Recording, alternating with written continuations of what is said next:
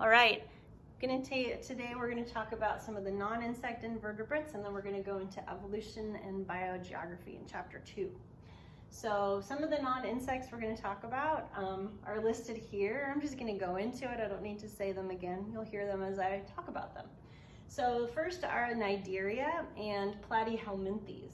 So jellyfish and hydra. So jellyfish, we have aquatic forms of hydra here, and they contain hydrocysts for protection. This is a flatworm in the group Platyhelminthes.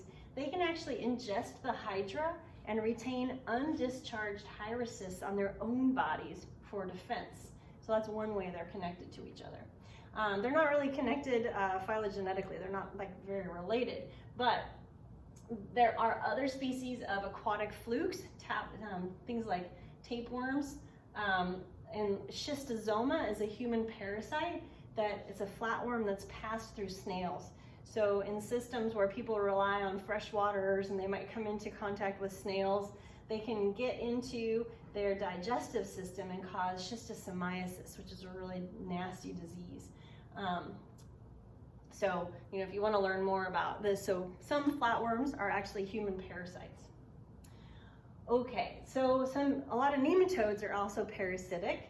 Here we have Nematoda and Nematomorpha, which is a horsehair worm. They're round, unsegmented worms. Nematodes can be some human parasites. So, for instance, river blindness attacks people's eyes and causes them to go blind.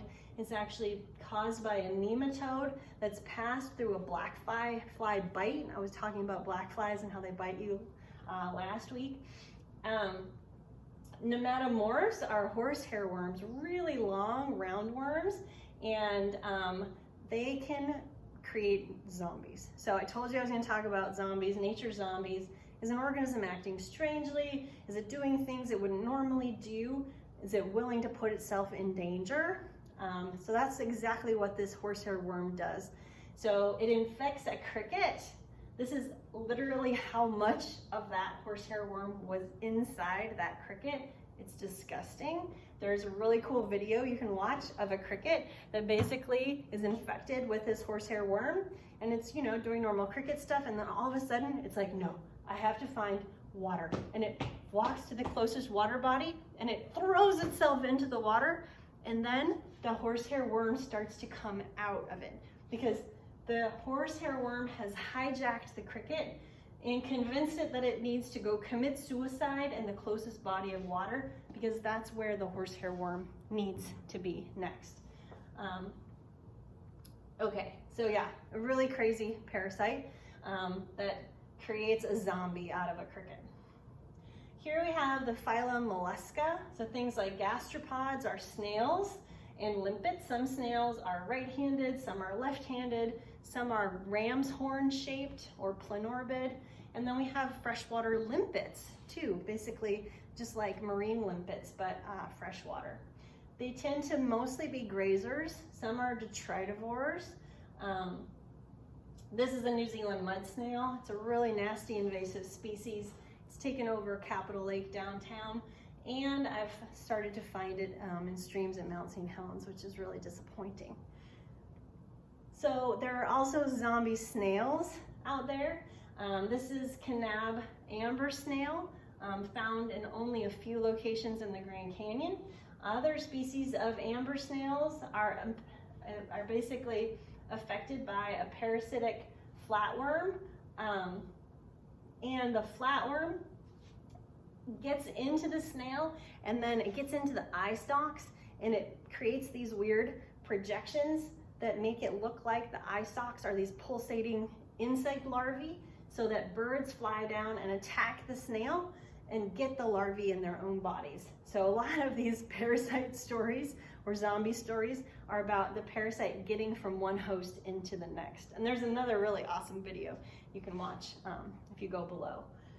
All right, so the phylum mollusca also includes things like bivalves, clams and mussels. Here we have a zebra mussel, fingernail clams, and these are little tiny baby clams called Glaucidia.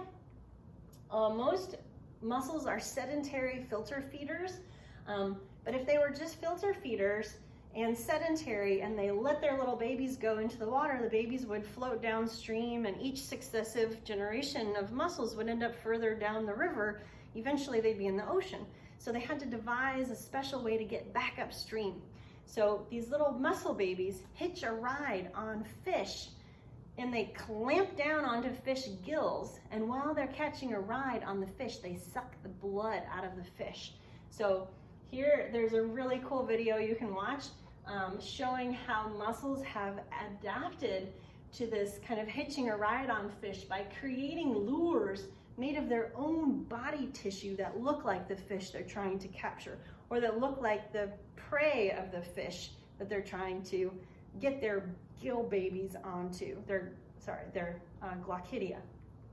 So here you can see some fish gills with the freshwater clam babies clamped down onto the gill, and they're sucking blood. So they're basically little vampire babies. So did you know that mussels sucked blood, right?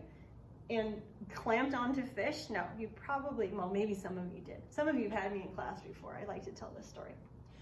All right, moving on to the phylum Annelida, aquatic earthworms and leeches. Again, some nice vampire-like things like leeches on this fish. Here's a leech with a bunch of its babies carrying it around. We also have aquatic earthworms like oligochaetes, and some of these oligochaetes like to attach themselves and feed on their parasites of crayfish. So a lot of disease are caused by annelids too. So some of these parasites cause whirling disease in trout.